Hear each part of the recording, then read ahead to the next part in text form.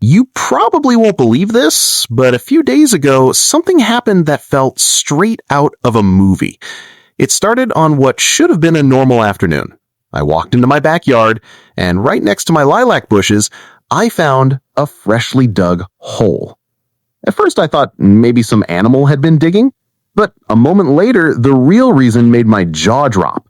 Standing there, shovel in hand, was none other than our neighborhood's infamous HOA queen, Karen. She had dirt all over her pastel cardigan, and the look on her face? Like I was the one intruding on her property. I managed to ask, "Why are you digging in my yard?" She gave this fake, neighborly smile and said, "Oh, don't worry, I'm just planting some bulbs. You'll thank me in the spring." Now, anyone else might have believed that excuse, but the problem was, half buried in the dirt was a small black velvet pouch. And trust me, it didn't look like gardening supplies. When I leaned closer to get a look, Karen's voice cracked as she blurted out, "Don't touch that. It's just a gift from my sister." And that's when things escalated. From the corner of my eye, I saw a police cruiser parked down the street. The officer stepped out, walked toward us, and in that no-nonsense tone said, "Ma'am, step away from the hole." Karen's face went pale. Not the kind of pale you get when you're embarrassed, but the kind you get when your whole world is about to collapse. The officer explained that stolen property from a recent burglary might have been hidden in our neighborhood. He asked for my permission to search, and I didn't even hesitate. "Of course, officer," I said while holding Karen's gaze for a very satisfying second. He reached into the dirt, pulled out the pouch, and loosened the knot. Inside, glinting in the sunlight, were diamonds and gold. My throat went dry. Karen panicked. "That's not mine. I was just holding it." The officer didn't buy a word. He said, "You can explain downtown," as he snapped handcuffs onto her wrists. The sharp click of those cuffs, more satisfying than any HOA vote I'd ever been part of. But here's the wild part. That wasn't the end. The very next day, a detective showed up at my door with a folder so thick it looked like a phone book. Inside were records, emails, even HOA meeting notes.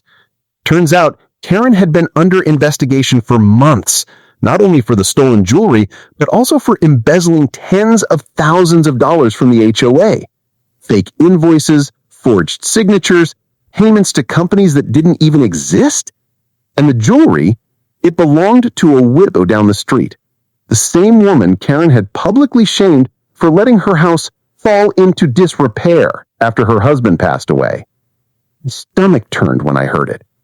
That poor woman had been fighting her insurance company for years, never knowing her neighbor was hiding her stolen heirlooms just a few doors away. When I told her what had happened, tears rolled down her cheeks.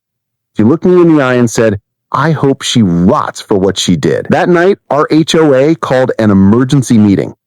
And for the first time in years, without Karen at the head of the table, people actually spoke freely. Neighbors shared stories about fake fines, intimidation, and even under-the-table cash fees Karen had demanded. Finally, someone asked the question we were all thinking. What do we do now? I leaned forward and said, we make sure she never sets foot in HOA leadership again. The vote to permanently ban her, unanimous. Meanwhile, Karen's trial turned into a full-blown circus. She hired a flashy lawyer and tried to claim I had planted the jewelry in my own yard to frame her. But her own board members flipped on her. They turned over text messages where she bragged about creative accounting and instructed them to backdate invoices. The jury didn't need long. Guilty on every single count. At sentencing, the judge's voice was cold, sharp, and final. People trusted you to protect this community.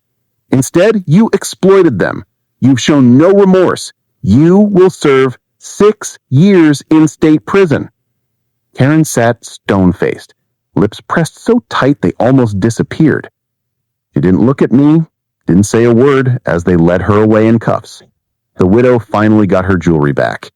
The HOA got a full audit and new leadership. And me, I got my backyard restored, my lilac bushes replanted, and a story that reminds you karma never misses when it decides to strike. Because sometimes justice doesn't whisper quietly.